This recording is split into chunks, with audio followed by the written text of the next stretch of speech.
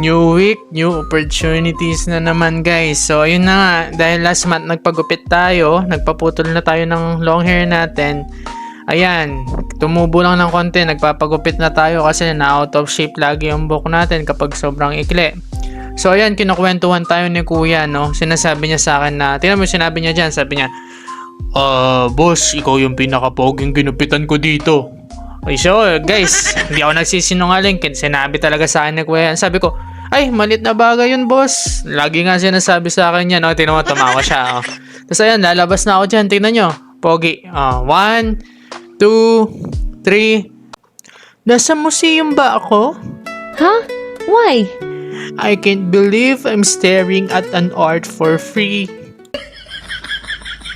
Ayan guys, sino nyo? Nagvo-vlog ako dyan, no? Seryoso muna tayo Ayan, pakinggan nyo sasabihin ko. Tara, let's go.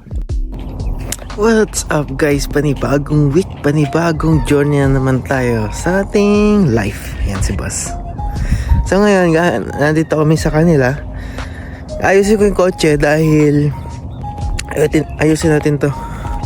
Dahil kahapon may narinig akong tunog na tik tik tik tik tik. Tapos napansin ko pala guys, sa ano siya. Hinahanap ko saan, wala namang problema. Tapos na-realize ko na parang random yung pagtunog niya. Pag umaandar, tumutunog. Pag umaatras, wala. Kasi pag umaandar, umuusog yung makina paharap. So ibig sabihin, pati yung engine na humahawak, siguro medyo lumuwag or ewan. So kung mamaya ayusin ko pag-itok sa inyo guys. Kasama namin si Yuki.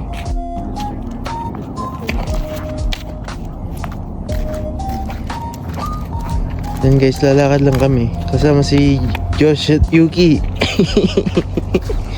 What's up guys? Saan na kayo dyan? Okay ba kayo dyan? Miss ka na daw nila, wala ng snowboarding. Dito kasi sa mundo natin dito sa Canada, medyo maani. Yan guys, magulo yung buhay ha?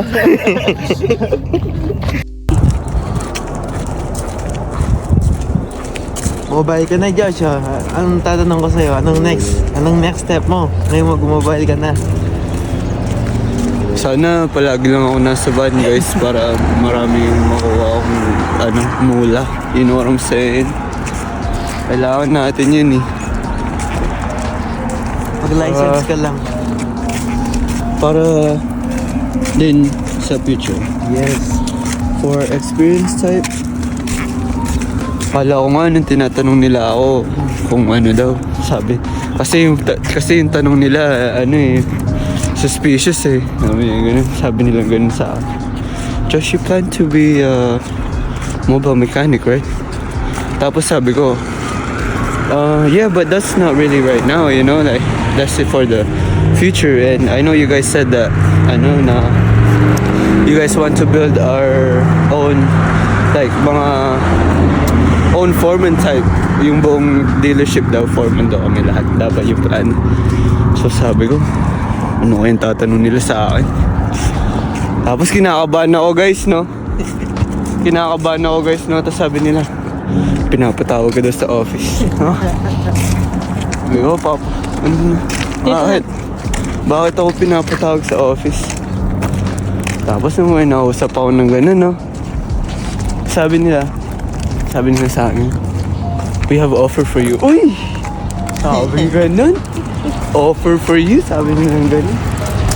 We heard, you wanted to be a mobile mechanic, so we're gonna give you the experience to do it, I was like, okay, how much pay we talking,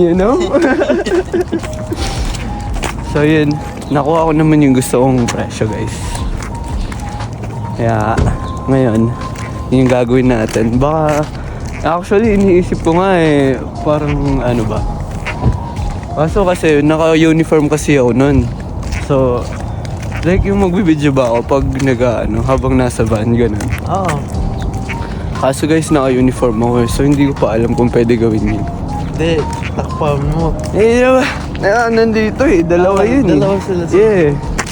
Dalawa, La Comfort, tapos yung pangalan. Guys, bago natin gawin si Victor, gagawa mo ito ng ibang kotse, no? Yun, Hyundai. Hyundai ba yung basa dito? Tucson. Tucson tawag sa atin ito eh. Check lang natin, gagawin namin guys. Yan. Kasama si Josh mamaya. Tapos mamaya si Victor. Tapos, ayun yung kotse. Ang kapatid nila. Na mapakita ko pagbaba namin. Kaya guys, let's go. Baba na tayo. So guys, kotse ng kapatid nila oh. Tignan mo naman. Grabe, SRT. Ganda. Naalagaan niya. Tignan yung makina guys. 6.1 Hemi. Good luck. Yun yung gumaganyan. Tignan nyo guys ha. Ayos. Matte siya. Matte black. Matte ba to? Medyo. Semi. Semi matte. Ayos guys ha. Tapos guys, biglang may nagbenta sa akin ng pang change oil. Tingnan nyo naman guys. Paano hindi ka mapapabili? Ang ganda-ganda niya, no? Oo, tingnan nyo. Oh. Sabi ko, hindi na po. Okay na ako. Tapos sabi niya, Mikis, sige na nga, biling ko na. Guys, ito siya sabi ko kahapon. Hindi ko lang kung makita nyo. Nakikita nyo to guys. Yung wire niya. Pero kahapon kasi nakapasok na yan na ganyan, no? So, ito yung tumatama dun sa fan.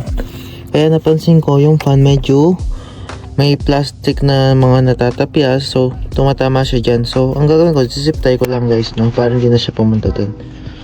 Zip tie ko sa mismong fan bracket itself. Time lapse lang natin.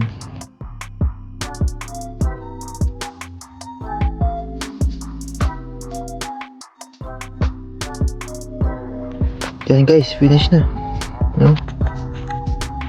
Hindi na siya tumatama dyan sa kilid na yun. Hindi na siya tumatama dyan, dito. So, kasi yung pumapasok yan guys, oh. Yan mismo pumapasok siya sa fan. So, that's it guys. So, tulungan naman natin si Josh. Tara. Tapos ayan guys, wala akong masyadong clip kasi nakalimutan ko. Pero ito na yun. Guys, tapos na. Nagawa na namin.